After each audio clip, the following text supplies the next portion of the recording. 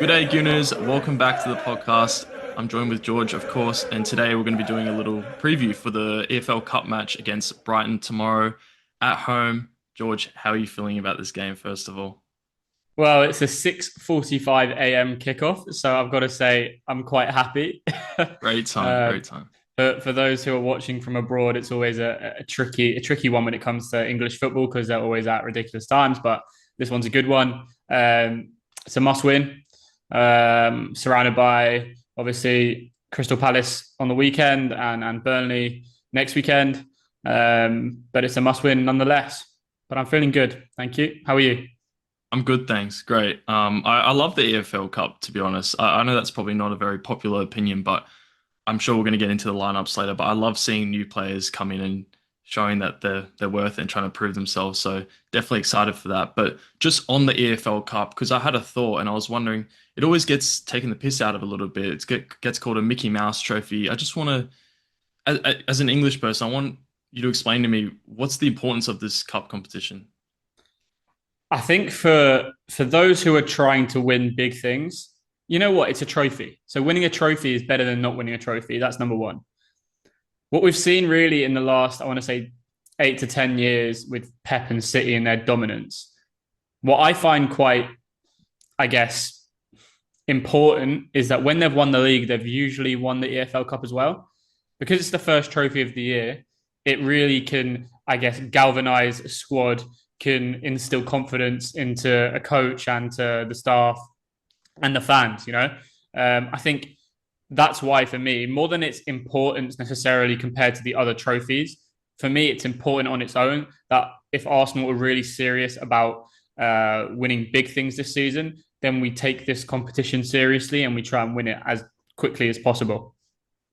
Yeah, obviously we didn't have good memories of this competition last year against Newcastle, and then the year before, maybe the year before that, can't quite remember, but we did actually lose this fixture, and I remember it was such a memorable game because it was the only game that I've pretty much missed because they didn't even broadcast it on the TV. I'm not sure if you were at the Emirates that day, but I could I not think I find it. might have been. Yeah, I think I might have been. You know what's interesting about Brighton is that I don't think I've seen Arsenal lose more at the Emirates than when Brighton have been in town. I think Yeah, every time the amount of times I've been to the Emirates, the team that I've seen beat us the most there is Brighton. I remember a yeah, 3-0 from a few yeah, seasons that's the ago. They one. always Yeah. they always cause us trouble. And I'm sure we'll go into what they do. And I mean, they've had great coaches of the past. Obviously, De Zerbi, even Graham Potter before that, and now Hurstler as well.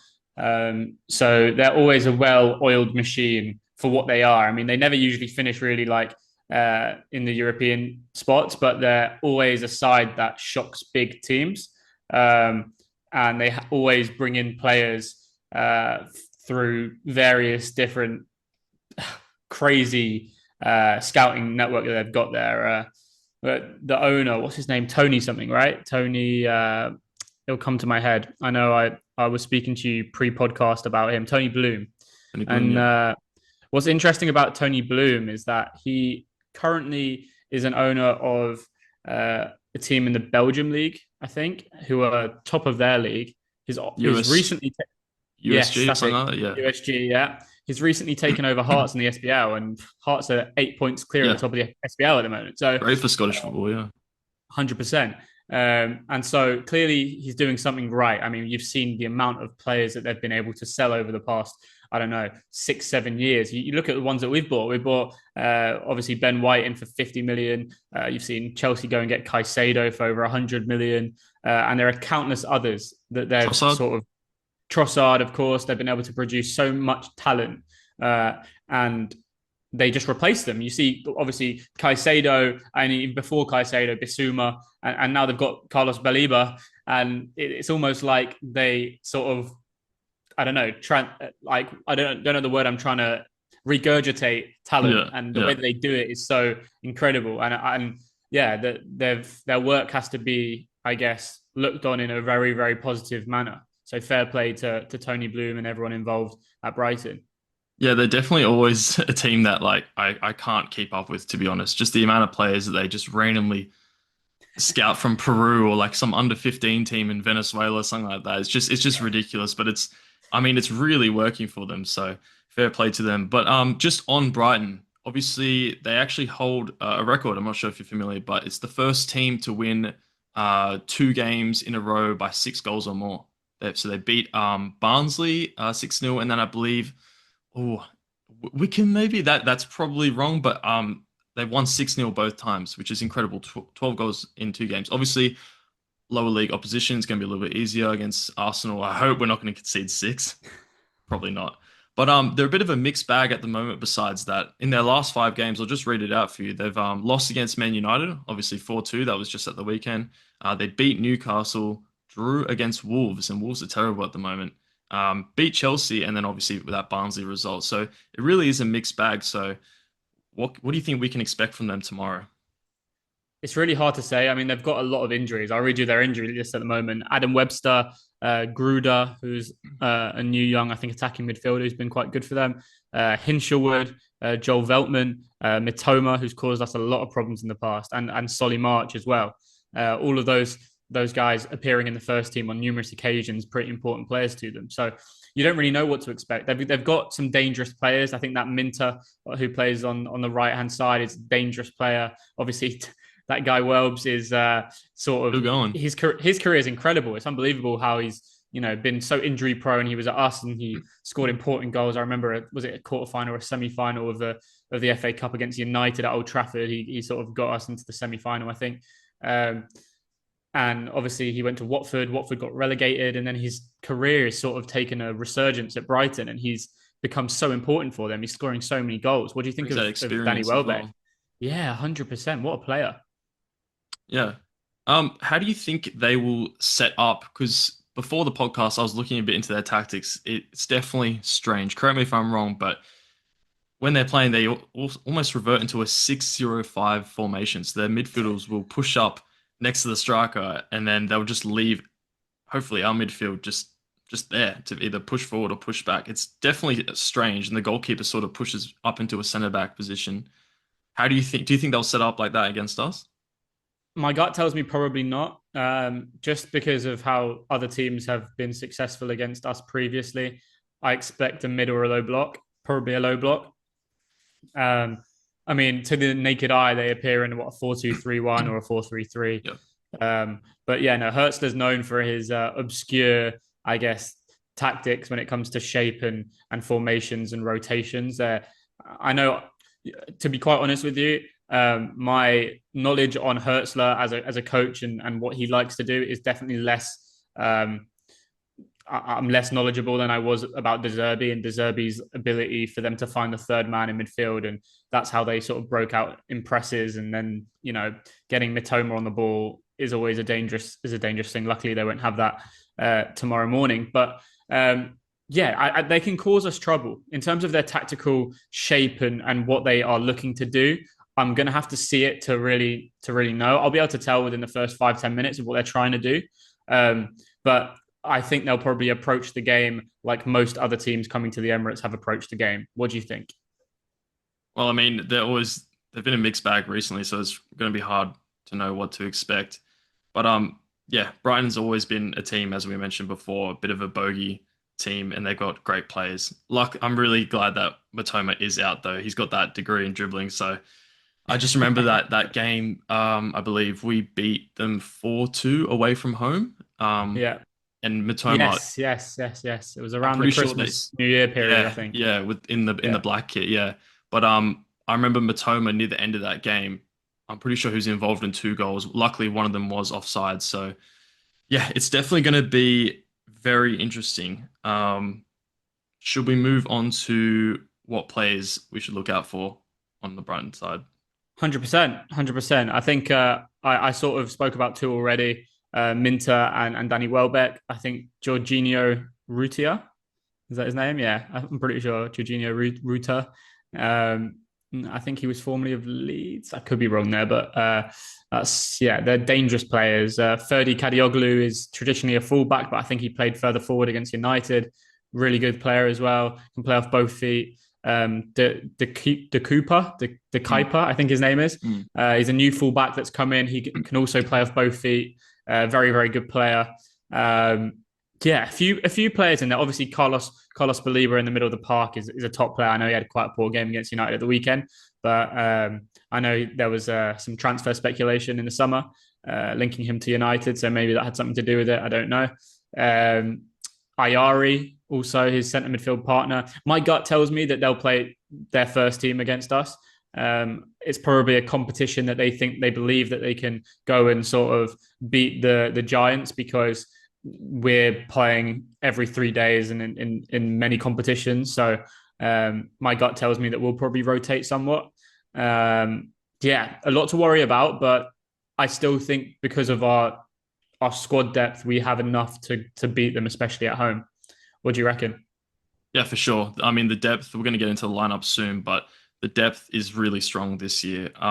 I don't really have a worry, to be honest. Like, we've seen Mosquera replace Saliba, and obviously Saliba's going to be out for this game as well. So there's a little spoiler for the lineup. I'd probably start Mosquera, but he looks really comfortable. And the only problem with our depth is maybe in the striker position. I mean, there's a few ones that you can maybe play there, or you could keep Gyökeres, but yeah, and just something I want to touch on as well is because in the league we've seen these teams, camp really deep in their box, but obviously cup football is very different to league football. You can't, they're not going True. to go there to get a point because there is no points. They have to win if they want to make it through. So I think no matter what, we're going to get chances, especially if it's 0-0 late in the game. They have to attack us, but I believe it does go to penalties afterwards, Yeah. right? Straight away. Yeah, Yeah. so who knows? They might hold on to that, but yeah, on to Arsenal now. How do you think we will set up? Should we do the lineups first? Yeah, why not? I want to hear your lineup first. Okay. Not to cheat, I do have my lineup written down, but I'm just I interested to hear. honestly I don't have mine written down, but I've got a very strong idea. I've been flip-flopping all day with what I want to do. Yeah, me I mean, too. let's just do it. Let's just do it. All right, goalkeeper. I'm gonna go Kepa. I Yeah. know people don't like to rotate the goalkeeper that much, but like Kepa's quality. Give Ray a bit of a rest, even though he hasn't had to do much anyway. Um, Yeah. yeah, it's just good to get him in case something happens to Ray. And also Um, just rewarding him. He comes to yeah, training every day. He works really exactly. hard. I mean, Mikel Arteta speaks really highly of him in terms of. I think it's not the exact quote, but he did say something in the presser yesterday of how out of all the players, like if you're looking at one and thinking who comes into training every day and really sets the standards and knows what it's all about in terms of a winning atmosphere, he's the one that he would say. So yeah, I would definitely reward Kepa for what he's done so far in terms of deputing. No, that's not the right word. In terms of just being the backup for Raya. Yeah, of course. And he's a quality keeper as well. Obviously, but maybe not as good as 2018 when he got signed for big money, but yeah, he'll do a job. Anyway, at right back, I'm going to go Ben White. I think he deserves some minutes as well. He's been a little bit unlucky to not get some extra minutes. I think he needs the fitness as well. Timber's played a lot, and I feel bad. I feel bad for Ben White, man. He'll be playing against his old club, so hopefully another goal. Obviously, the old club tradition. Hopefully that continues. Maybe him or Trossard. But yeah, in my centre backs, I'm going to go Mosquera, and I'm actually going to play Gabriel because I think, although we're going to rotate, I still think we need some seniority in the team. We need a bit of assurance, and I mean, we need him for the set pieces as well, of course. But we just need someone that's just going to hold down the fort and be a guide to Mosquera. I was thinking about Hincapié, centre back as well, left centre back, but I think he's still too fresh. I'd probably, if it's a comfortable game, I'd probably bring him on later in the game for Gabriel. But yeah, we'll see how that goes. But left back, I'm gonna go Lewis Skelly. I think he's been incredible in the Champions League. Obviously, that run that he did against Atletico, just amazing. So he definitely deserves it for his development. Midfield was difficult for me, I think. Obviously, Rice came off with that issue. I'm not sure how severe that is. I think he's okay to He's play. fit. He's fit. I think I'd still rest him to start. I think I'd play Christian Norgard there. If it's not working out, then I'll bring Rice on. I play Wanyeri as well, and probably Mikel Merino. I think. I mean, I think he deserves some minutes as well. He came on at the end last game, so yeah, that would be my midfield. On the right wing, I'm actually going to go Saka. I think he only played 60 minutes on the weekend. It would be so good to cause their defense some problems. So Gonna go Saka there. Left wing, I'm gonna go for Trossard. I would say Martinelli, but I believe in this Martinelli's Schrodinger out, setup. I think. Martinelli's out. Oh, okay. All right, I'll play Trossard then, just purely for the old club thing. I mean, we need goals, so he might know how to play against his Brighton team as well. So we'll see. And I think he's played pretty decent recently. And striker, it's not really much we can do, but I'm gonna have to play Victor Gyökeres up there. I hope he gets another goal. Oh, another previous Brighton player. Actually, we didn't mention that. Obviously, Very true. didn't play that much, but yeah, that's probably my 11 I'd go with. What about you? Any changes? Yes, we do have differing opinions. Finally. Okay. I would also go with Kepa in goal. I would probably go more bold in my back four in terms of the rotation. So I actually would go Hincapié and Mosquera as a partnership. I think partnerships in football are so important. I think Saliba and Gabriel are probably up there with the best in Europe. And I think if they're playing together in training every day, then the likelihood is when they're doing 11 versus 11, the team that they're playing against is probably Hincapié and Mosquera playing together. True. So I would probably keep those two playing together with Lewis Skelly and Ben White at fullback. I'd also play Christian Norgard in the six. Here's where we differ slightly. I would go with Declan Rice on the left number 8, and I would also play Wanyeri as the right number 8. I'd play Saka as on the right winger. I'd play Mikel Merino as the striker. I just think that Gyökeres needs a rest. Personally, Yeah, I think so. He's been exposed to so many minutes, and we've got so many important games coming up. I think it will be a 60-30, so he'll get on for the last half an hour, would be my guess. And then you can bring off Declan Rice and bring back Merino into a more midfield position once the game's won, hopefully. And my left winger will be Eze. I want to see Eze play there. I want to see our two wingers have the ability to really beat their fullbacks 1v1. And I think that, again, football's all about partnerships. I do want to see the partnership of Eze and Lewis Skelly, see how that dynamic works, but also Eze and Declan Rice on that left-hand side. So that's what I'd go with. What do I think Arteta will do? I think Arteta will probably lean more towards your 11 than my 11, to be honest. But we'll see. It's an exciting one. You know, we've got a lot of choice. I mean, it's such a shame that like the four players in the attacking third are injured at the moment, because this would be a great game for, I don't know, a Havertz or a Jesus or Madueke, even a Martin Odegaard. Yeah, it's a shame, but you know what? You got to deal with the chips that you've been given, and I still think that both the teams that we've named are good enough to go and beat Crystal Palace, Brighton at home.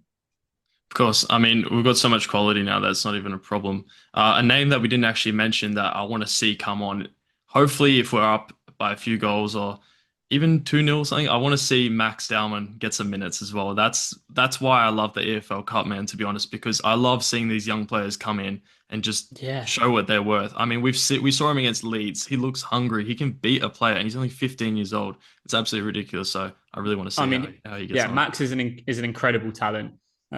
We probably saw him. I saw clips floating around with him probably 18 months ago or 2 years ago in the academy, just at age 13, making life look so easy playing under 18 football.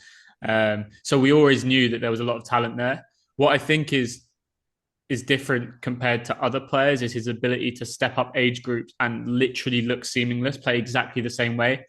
Again, similar to Wanyeri, like he prefers to operate in more central areas. But I think when you're transitioning to men's football, when you're so young, playing as a winger is probably more appropriate. We saw him in pre-season win a few penalties, and you mentioned the game that he played in. He looks like a top player.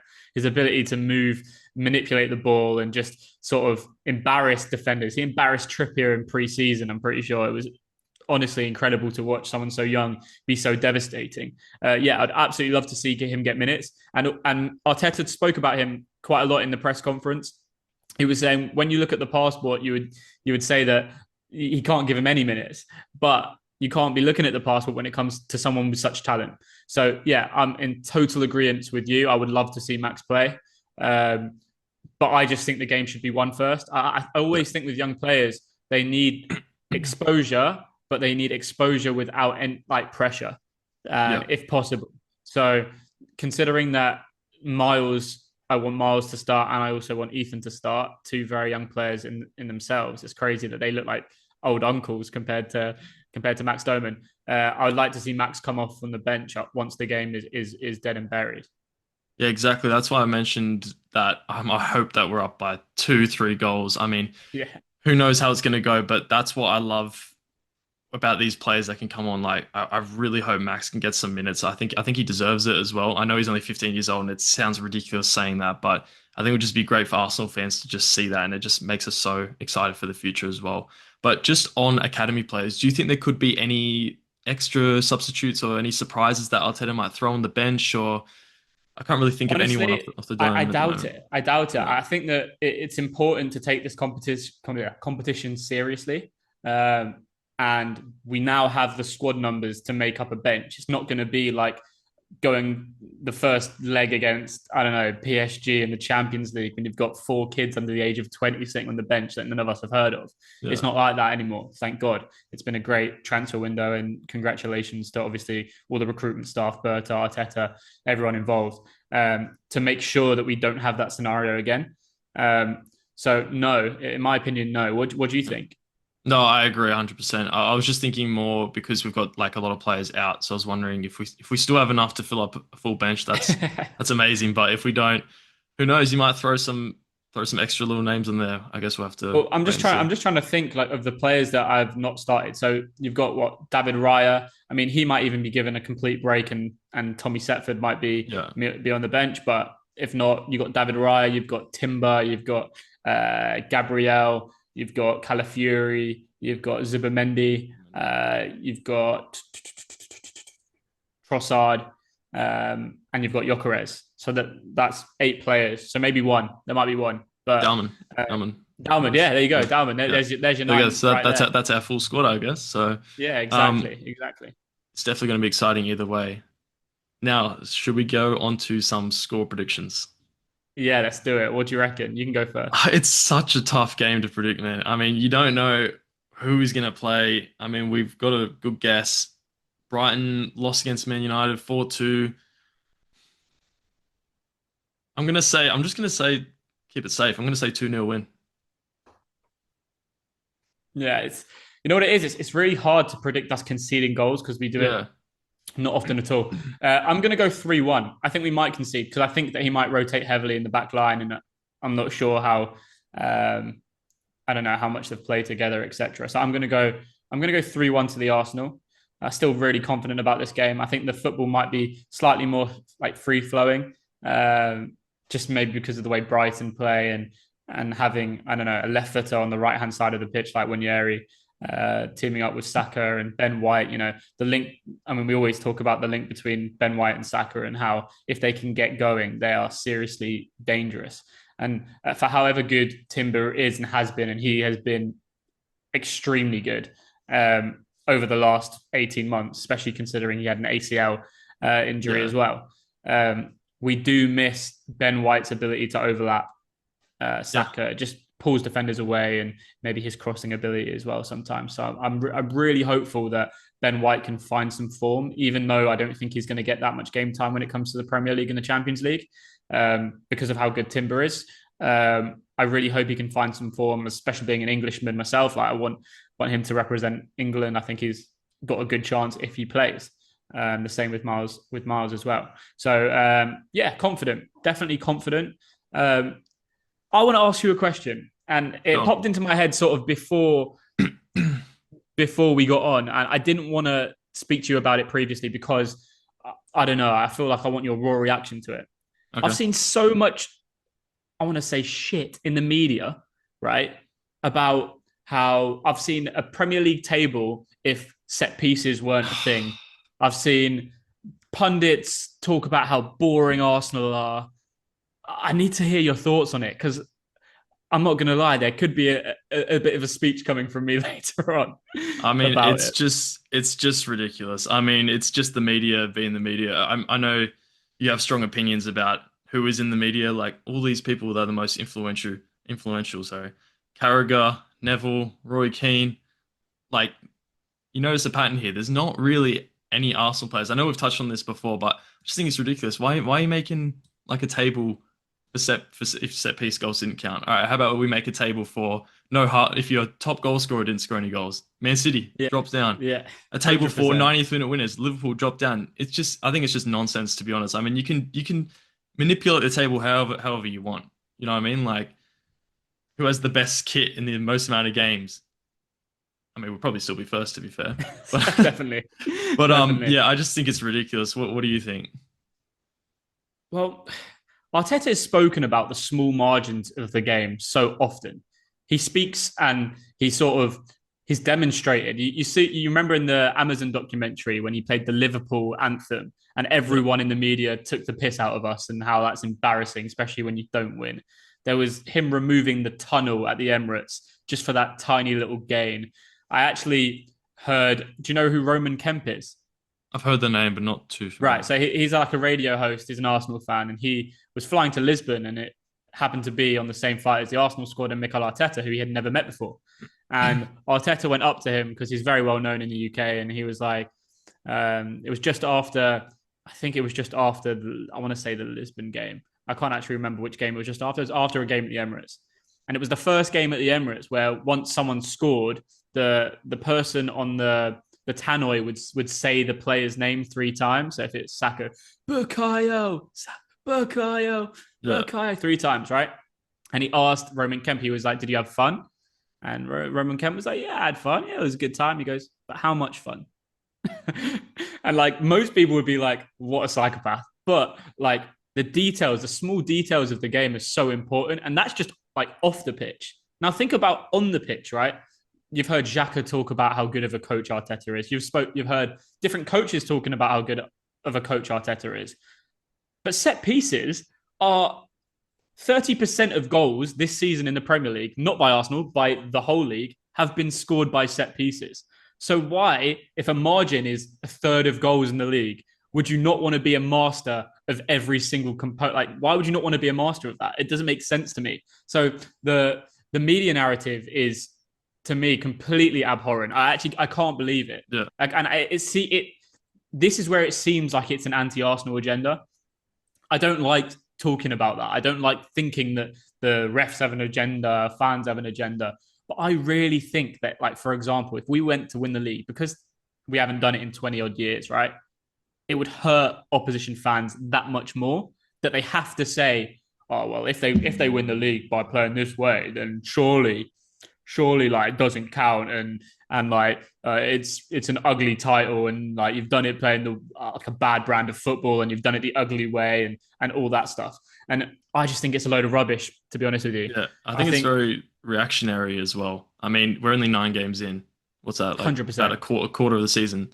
I think there's still so much to go. Like our best football is usually in the middle of the season, like near the end. Like we're gonna get into it more, obviously. Like it's 100%. just And also, it, yeah. So you like go. we've been good at set pieces for like 3 years. Yeah. Like it's not like this has suddenly happened. It's just because we haven't necessarily created as many chances from open play as we would like. And we're the first ones to admit that. I actually spoke about the fact that it seems at the moment that we are over reliant on set pieces when it comes to breaking the deadlock in games. But I think that's more reactive to how the game's got and teams sitting back in a low block and just finding a different solution. Mm. The long throw is a different solution. It worked with Stoke. You've seen Coyote do it for Brentford against Liverpool. And set pieces, corners, free kicks. It's just finding a different solution to break the deadlock. And I think that should be celebrated. I don't think it should be punished.